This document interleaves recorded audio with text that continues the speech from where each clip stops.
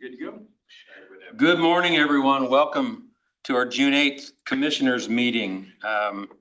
Please rise and I will lead us in an invocation and the pledge. Dear Heavenly Father, thank you for allowing us to come together today to do the work that the people have sent us here to do. Please be with us as we do that we make decisions that please you and are good for our community. Thank you for all of the blessings that you've bestowed upon us that we are so undeserving of. Please be with all of those that protect us around the world. Please protect them. In your name we pray. Amen. Amen. I pledge allegiance to the flag of the United States of America and to the republic for which it stands, one nation, under God, indivisible, with liberty and justice for all. Oh, it's nice to be back. Thank you, everyone, for that. All right. Was he gone, Carl? What do you mean? I can leave again. I didn't even realize you were gone. I tell you all, I was in Japan from May 11th to May 19th. Planes, trains, and automobiles all over that country. Yeah, I saw you fishing down at the White River. No, sir. Wasn't me. Some other handsome devil. And then the day after I got back, I had hernia repair surgery on my gut. So it's been a wild few weeks, but I'm anxious to be back and get back into things. First up on the agenda, we have the approval of minutes. Move to approve. Second. A motion and a second. Is there any other discussion? Hearing none, all those in favor say aye. Aye. Aye. Those opposed, motion passes. Next up, we have the approval of payroll. Move to approve payroll. Second. We have a motion and a second. Is there any other discussion? Hearing none, all those in favor say aye. Aye. Those opposed, motion passes. For weekly permits, weekly reports of the week of June 1st, 67 new permits, fee amount $10,287, value amount estimated at $36,378,233. Two of those are Cummins remodels. Almost 31 million of that is a new commercial building for Columbus City Utilities, thermal dryer building. That is a process by which they will be processing the solids that are left over of the wastewater treatment plant. Right now, they are made into type B biosolids. This new process will, as far as I know, be the first in the state for a utility to turn them into type A biosolids, which will vastly reduce the amount of material that is left over, but also turn it into material that is pretty much benign. Pellets can be put anywhere. Isn't it, it doesn't burn, it just heats and dries it out. It cooks, it basically cooks it, Yeah. for lack of a better term. That's like making it beef jerky. Well, I'm not gonna go that direction, but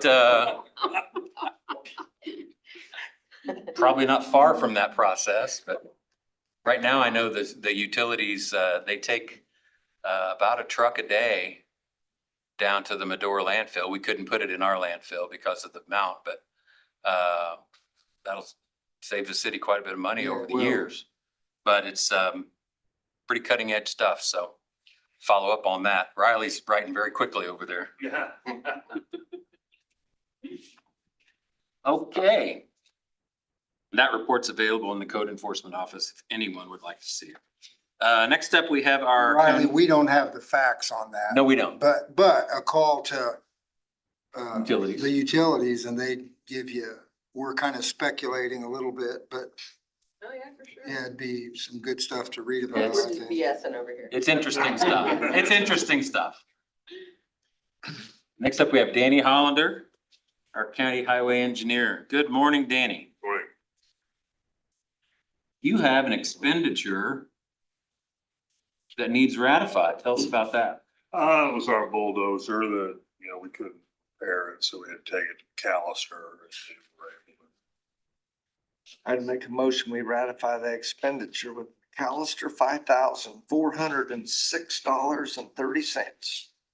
I will second. Danny, what was it? Just curious. Do you know what it was? Don't know. That's all right.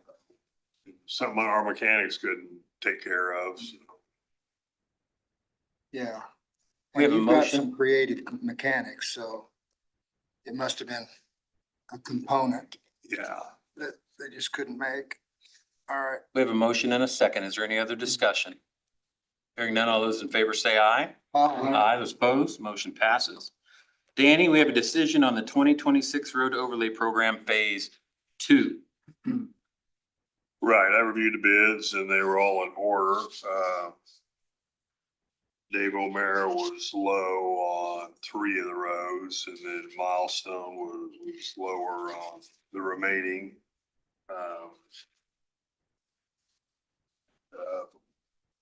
I recommend we go with the low bidder on. Split it up. So Commissioner Kleinhans, for those of us, including me that wasn't here for the last meeting, can you break down phase 1 versus phase 2? Well, phase 1, we utilized state monies and they have a requirement that when we bid it, we have to award the complete bid To one vendor. Now, when we use our own money, we can still go with the low bidder on individual segments because that's how we bid it. So in this case, there were a few roads that one bidder, we awarded the low bid on each individual project. Right. Because we're using local money.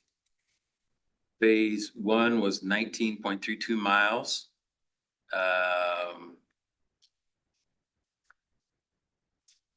Total of both projects is 34.06 miles, which is a good amount. We awarded, or it looks like we are able to award Dave O'Mara a grand total of $334,160.30 for it looks about 3 different road projects as a portion of it.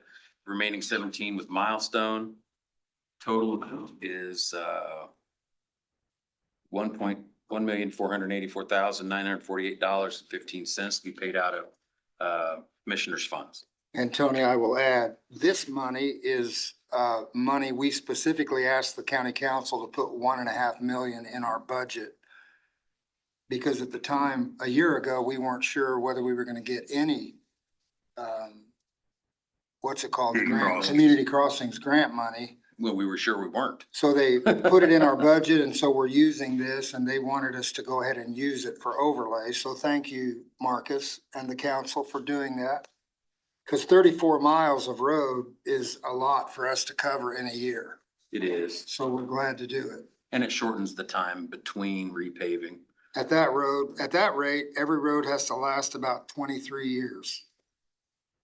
Before we If we do that overlay every again. year. Yeah. If we did that every year and we don't. Right. Yeah. Okay, Milestone's total was $1,150,787.85. I don't know if you said that. I didn't. I said the total of both. And both vendors are comfortable and happy and Oh, yeah. yeah. Yeah.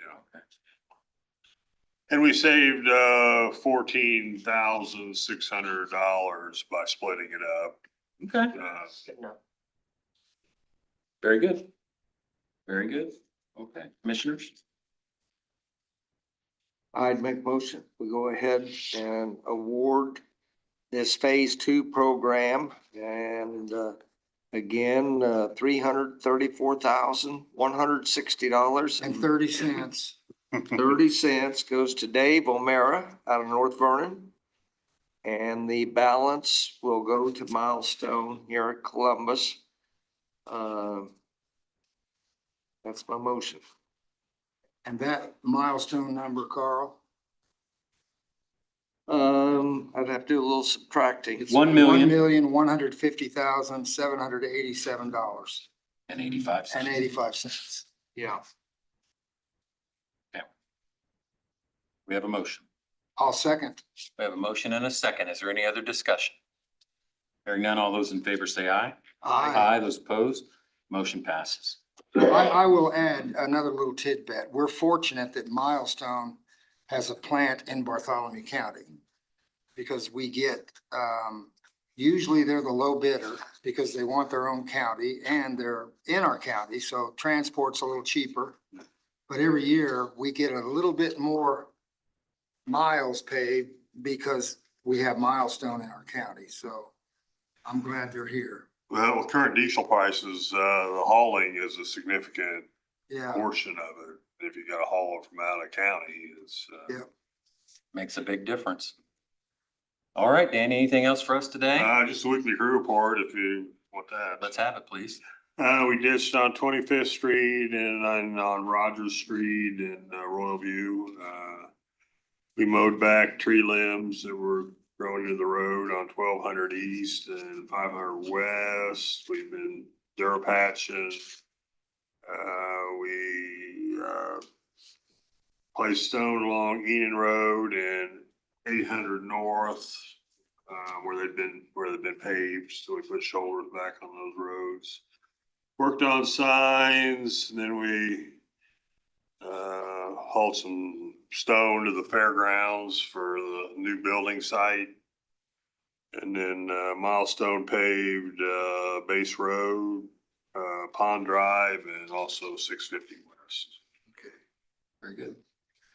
Very good. All right. Well, thank you so much. Thank you, Dan. Appreciate it. Next up, we have the second reading, consideration of an ordinance amending the official zoning map of Bartholomew County, Indiana, rezoning the subject property from 12C Industrial General with comments to CR Commercial Regional to be known as the North Point Force Holdings rezoning. And with us today is Assistant Planning Director and Class of the Operation, Melissa Begley. Thank you. Good to see you, Melissa. Good to see you. This is the second reading. I missed the first reading, but Yes. I heard all about it. Can you walk us through, please? Yeah, this is probably just about as straightforward as you can get. That area there at the intersection of I-65 and US 31 is being redeveloped. They came through with a rezoning a couple years ago, maybe not even that long ago. And they've come through with a preliminary plat to divide up that property. And there was one portion of one of the lots that didn't align with the underlying zoning. And so they're just matching that up. Mhm. Mhm. So that's pretty much it. This is rezoning is for the purpose of rezoning 1.11 acres of the subject property from I-2 to CR, which would put it in line with the rest of the project. This is so it can be platted with the adjoining land to the east. Harold, do you have anything to share or anything like that? No? Commissioners? You know, that area right through there, it's been a little bit of a hodgepodge planning over the last 40 years. And it's not, certainly, when you look at it from an aerial view, you think, my goodness, who did that, all that planning and zoning? Harold, am I right? Just a little bit. He won't say it because he doesn't want to offend anyone. But this will really kind of clean it up and give us an opportunity to make some improvements. I think just having the whole, stormwater, platted, zoned, all kind of in line. Right. It's really helpful. Harold's here. Some of you have heard this story. I'll tell it real quickly so Pia doesn't get upset. As a boy, I grew up in that area, lived in Taylorsville, then my parents bought a small farm west of Taylorsville. But one of the first years we ran a fruit market right there, north of the Justice of Peace that used to be right there. And Noah Likens owned all that ground, and he rented 5 acres to my dad, and we did a little truck patch. But one day Noah came out with one of his workers and we needed water. And they drove, and I was a boy, I was probably 6 or 7, but I watched them drive a point into the ground with a big post hole digger. And after about 12 or 14 feet, we had all the water that you could ever want. No, they didn't witch this one. Noah knew that there was water under that entire farm, but it was the best, and it was one of those little hand pump wells. You remember those? The best. And you had to prime it. I know as a girl, you probably had some of those on your farms. You didn't have any of those? Where you'd have to prime them and, I know what you're talking. but anyway, that ground Yeah, is, A lot of water. so anyway, but this will clean it all up. It really will. Well, this is an ordinance and it requires two public hearings. I assume you had one last time. Yes. I will call the second one into order now. We now have a public hearing for anyone who would like to speak for or against this rezoning.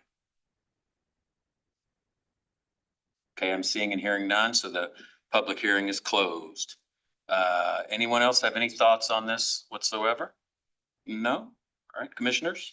I'd make a motion that on second reading, we consider this ordinance amending this zoning map up there in this North Point Force Holdings area. I'll second. We have a motion and a second. Is there any other discussion? Hearing none, all those in favor say aye. Aye. Aye. Those opposed, motion passes. I will say that I've been working with the planning department and the forces on this project for a while now, and it's going to be a very nice addition to Bartholomew County. So too.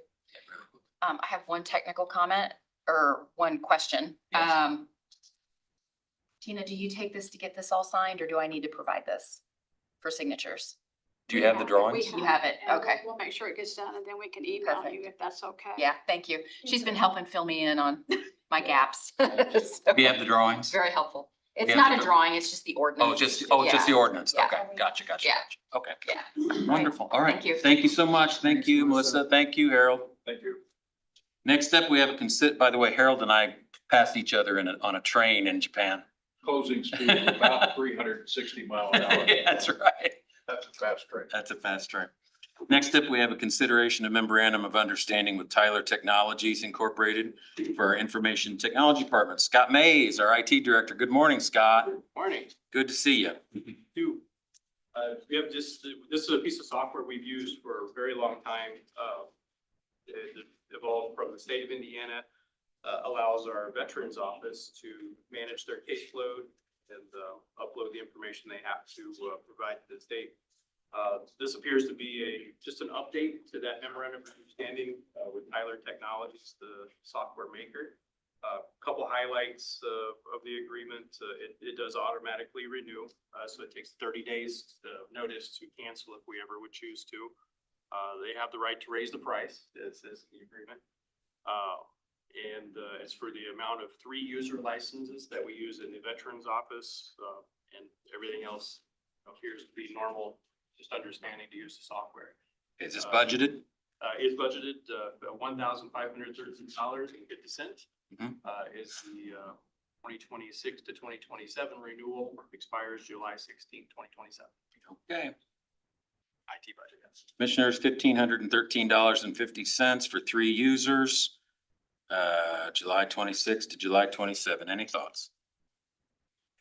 I will point out that we've had an effort to be honest with our user numbers. Mm-hmm. There maybe was a time where we shared numbers, licenses at times, but we have 3 employees and we're purchasing 3 licenses. Yeah, that's a big deal. That's how we need to do That's it. where a lot of municipalities waste a lot of money.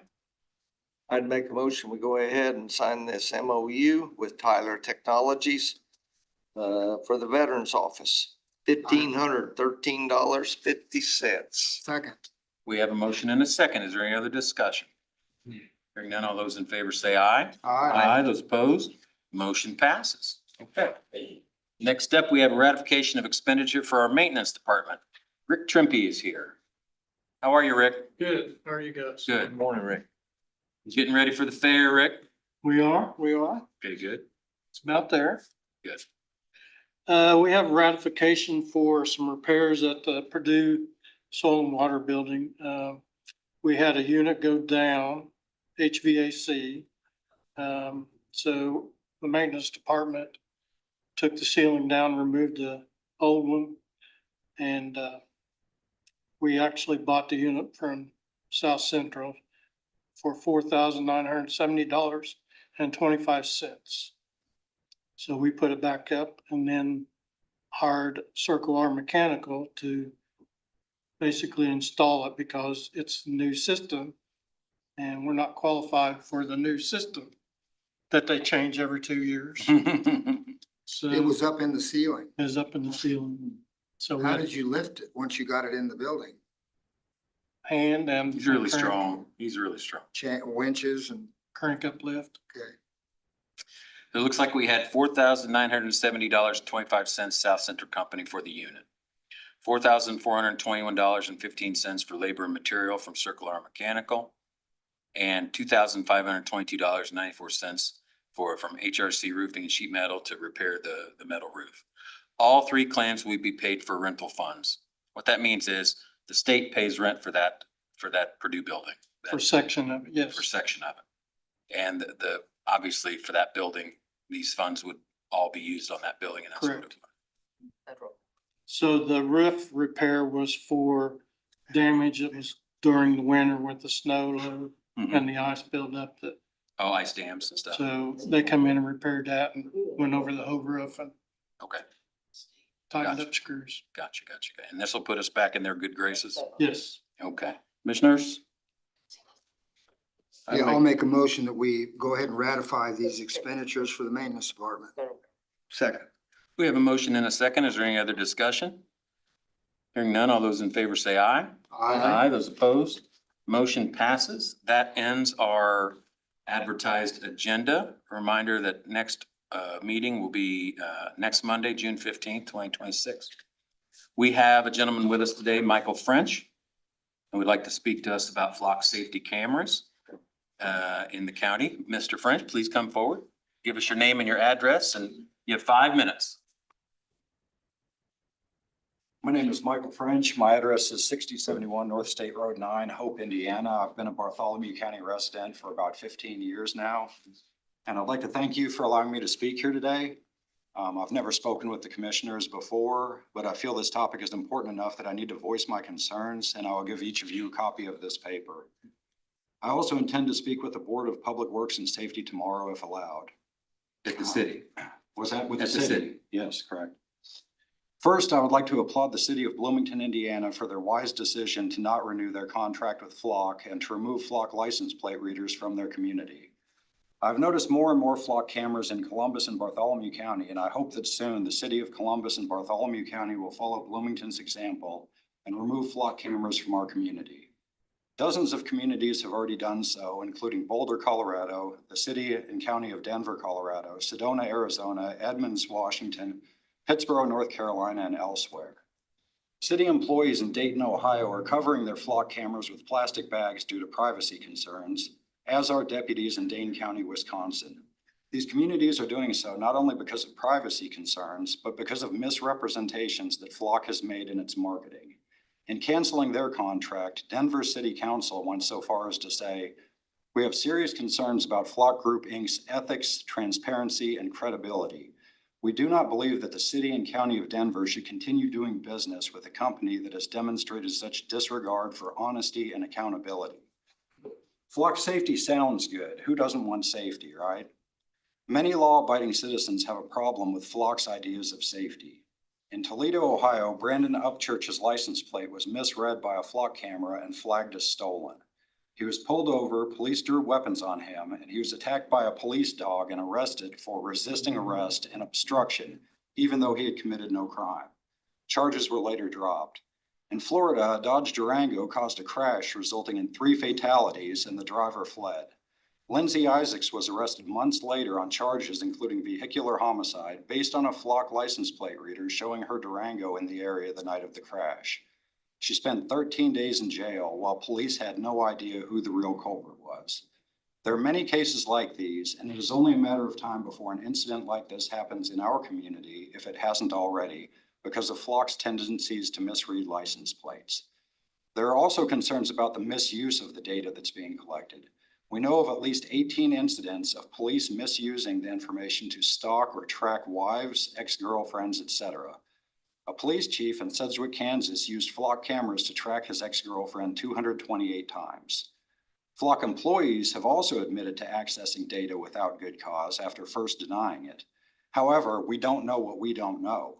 Without proper auditing of every Flock network, there are cases that we don't even know about. And the concerns reach far beyond misreading plates, innocent people being arrested, and abuse by public officials and Flock employees. Members of the public have acquired flock cameras and exposed serious vulnerabilities and deceptive marketing and/or outright lies by flock groups marketing to sell their products to municipalities. John Gainsett Gaines has a white paper that now lists at least 51 problems or vulnerabilities with flock license plate readers. Some of these vulnerabilities lies include, by simply pushing buttons on the device in a particular order, anybody could access a wireless connection to the device and send a command to the device. Then they can access its data, install malware, or send the signal to a remote server and have their own spy camera. Or they could manipulate the data, corrupting evidence and interfering with law enforcement investigations. Or they could just delete all of the data. Use your imagination. Savvy robbers could use data sets to determine patterns of when people leave and return home or to their businesses to plan their robberies. They found that accessing the data doesn't even require two-factor authentication. When you log into your bank, you get a 6-digit code texted to you or emailed to you. They don't even have that. It just requires a password. Serious hackers could install a wireless router nearby and become the first step in data transmission while copying that data for whatever use they see fit. A dorker used a Google search and was able to access a private network with city maps and flock data. Most police cars have GPS to help dispatchers know where they are in case of emergencies. The dorker found that he could identify in real time where every police car in that city was. Can you explain to me what a dorker is? They're more advanced searchers on the internet, whereas we just do a simple Google search. They will look for different strings that will give them access to documents or things like that. So it's just Someone smarter than me. just someone more technically savvy that knows how to find things on the internet, how to locate information better than us. Another map, let's see. He found that one city's map showed real-time locations of police cars. Another map showed who the police were watching with their flock data, what they were suspected of, where they were recorded by flock LPRs, etc. Another map showed officers' expected patrol routes, their phone numbers, emails, etc. Now think what a bad actor could do with that information about knowing exactly where the police are at all times. Data in the test devices that the researchers found was not encrypted, even though flock says that it is. Data in the test devices not only stored license plates, but also images of people in a separate folder and stored them much longer than the 7 days that flock claims its data is stored. Oh, Sorry for that weird sound. very dramatic. Sorry, I interrupted you. Go ahead. You got another minute. Okay, I'm sorry about that. There are so many vulnerabilities and concerns with these flock license plate readers that I could not cram it into 5 minutes, although I tried. Okay. So data is stored much longer. The test devices also ran on Android 8.0 or 8.1 operating system, which is no longer supported and has at least 900 known security issues. And they're not issuing patches for those issues. In their marketing materials, Flock also used data sets showing decreasing crime rates, and they attributed those decreasing crime rates to their license plate readers. But the data sets that they used were before the license plate readers were even installed. So the crime was decreasing before the license plate readers showed up. There are also national security issues due to all of these vulnerabilities. In November 2025, Senator Wyden and Representative Krishnamurthy requested an investigation by the Federal Trade Commission into Flock's negligent cybersecurity practices. Furthermore, these LPRs are owned by a private network that does not sell the data, but they sell subscriptions and allow networks to share their data. Since they allow subscriptions, who is to say that Flock won't sell the subscriptions with data that is being collected on all of us here to other private entities for gain, even potentially to companies with foreign interests? Additionally, these LPRs being owned by a private company are placed largely in public right-of-ways. I cannot find anywhere in the Indiana Department of Transportation standard and specifications that the materials and installations have been tested and certified. Many LPRs are closer in the roadway than road signs and traffic control devices. They're mounted on solid poles, not breakaway poles, and could pose a threat to motorists in the event of a collision. Guardrail signs, other structures and right-of-ways need to meet specifications, but I can't find anything in NDOT's Division 800 about these LPRs that are now popping up all along our roadways. If anybody has information on that, I'd like to know. Again, with all of these problems with flock security, I truly hope that Bartholomew County Commissioners will investigate and potentially suspend Flock's contract for potential material misrepresentation or decide not to renew their contract when it expires unless these problems are fixed. However, removing the cameras from our community might be a battle. After removal of flock cameras in Evanston, Illinois, Flock reinstalled the cameras in the community, and since the city doesn't want to be liable for removing and handling private property, they're now spending money on cease and desist orders and being forced to spend money on public workers to cover the cameras with plastic to protect their citizens, much like Dayton, Ohio is doing. Flock Group Incorporated has repeatedly proven itself untrustworthy of our trust and tax dollars. So I've submitted a records request. I hope that those questions will be answered. It's mainly about the types of license plate readers that are out there, the type of data that they're collecting, how long they're collecting it, because I can't find anywhere that the Indiana code has legislation about, the maintenance of this data or anything. I've also requested what kind of security they're using for these things, two-factor authentication, encryption, et cetera. And I've requested copies of the county's contracts and or agreements with Flock so that I can better understand how this was sold to our public officials, because there have been misrepresentations in a lot of other communities across the nation by Flock. I've also provided some links for further reading for you all, and I'll provide a copy of each of these for each of you all today. Mr. French, thank you very much for all that information. Interesting questions. All If right. anybody has any questions, I'm happy to have a discussion now or later. Thank you, Michael. Anyone else have anything to share? Mr. French, if you have copies for us, can you give those to the lady in green right there? Yes. Thank you. Anyone else have anything to share with us today?